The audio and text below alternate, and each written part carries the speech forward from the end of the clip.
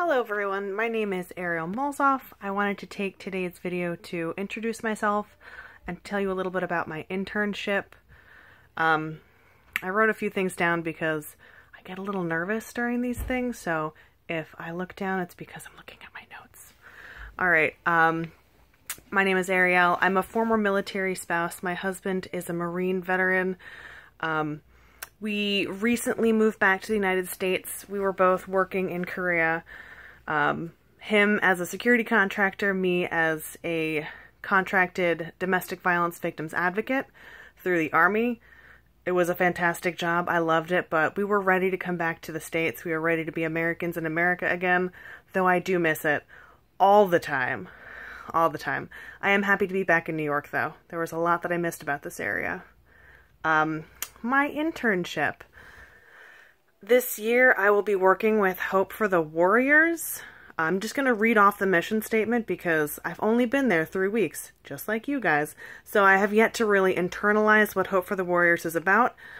I chose them because my coworker in Korea, who also just happened to go to the University of New England, me and her really clicked, and she is actually the Clinical Health and Wellness Director for Hope for the Warriors, and we're very similar in a lot of ways, so I decided that if she loves it, chances are I would love it too.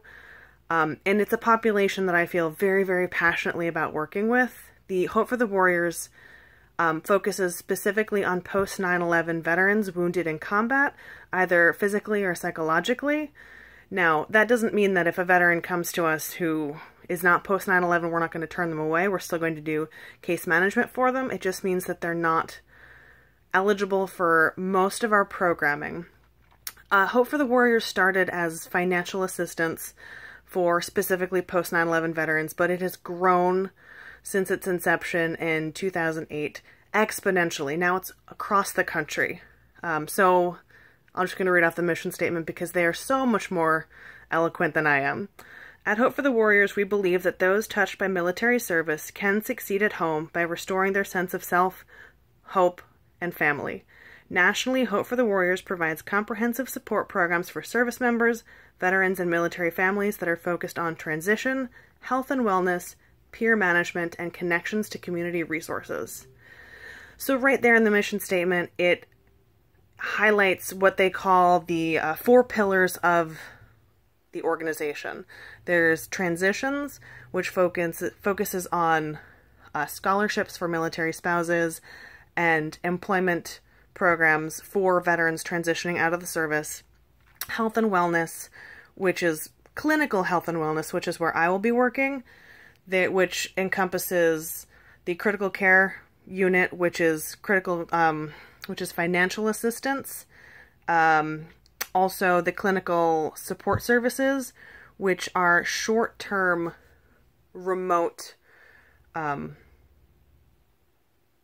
I'm blanked. Sorry. It'll come back to me.